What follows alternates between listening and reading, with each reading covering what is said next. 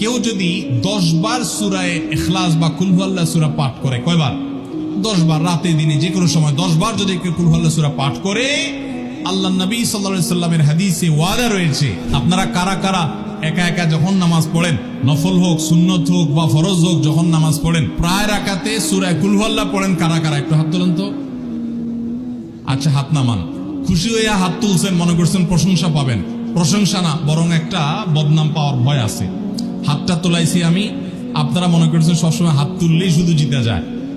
দেখেন, যারা সূরা ইখলাসকে মহব্বত করে, এই যে ঘটনা আমরা শোনালাম নবী সাল্লাল্লাহু আলাইহি সাল্লাম, এটা জেনে যে আমার আল্লাহর আলোচনা আছে এই সূরায়, অন্য কোনো আলোচনা নাই, আল্লাহর পরিচয় উল্লেখ করা আছে, আল্লাহর বৈশিষ্ট্য এবং ক্ষমতার উল্লেখ আছে, সেই মহব্বতে যদি কেউ সূরা ইখলাসকে মহব্বতের সাথে ধীরে ধীরে পড়ে, তাহলে তো তিনি অবশ্যই আল্লাহর কাছে বিশেষ মর্যাদা পাবেন। ওই সাহাবীর মতো আল্লাহর ভালোবাসা পাওয়ার সম্ভাবনা জোরালো।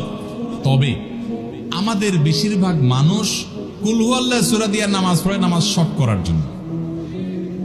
ঠিক না বেঠিক?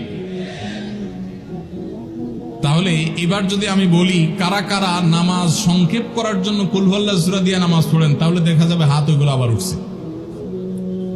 তাহলে সংক্ষেপ করার উদ্দেশ্যে সূরা কুল হুয়াল্লাহ পড়লে সেটার কারণে আল্লাহর কাছে সওয়াব পাবেন না, বরং আপনার নামাজের মর্যাদা আরো কমবে।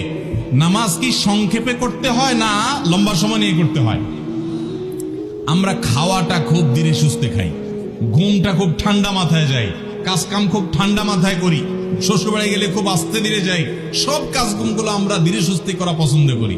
শুধু নামাজের বেলা আসলে, জিকির তসবির বেলা আসলে আমরা 4G 5G গতিতে, তুফান মেলের গতিতে যত তাড়াতাড়ি সম্ভব করার চেষ্টা করি।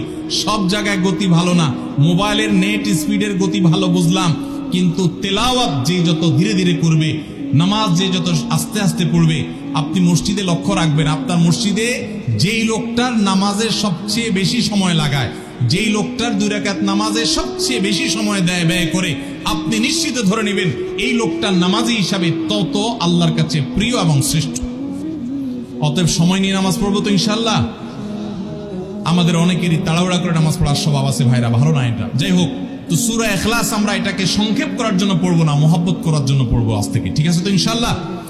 কুল হুয়াল্লাহ সূরার আরেকটি ফজিলত বলে আমি শেষ করতে চাই, সেটি হলো যে নবী করিম সাল্লাল্লাহু আলাইহি সাল্লামের একটা হাদিস আছে যে কেউ যদি 10 বার সূরা ইখলাস বা কুল হুয়াল্লাহ সূরা পাঠ করে, কয়বার?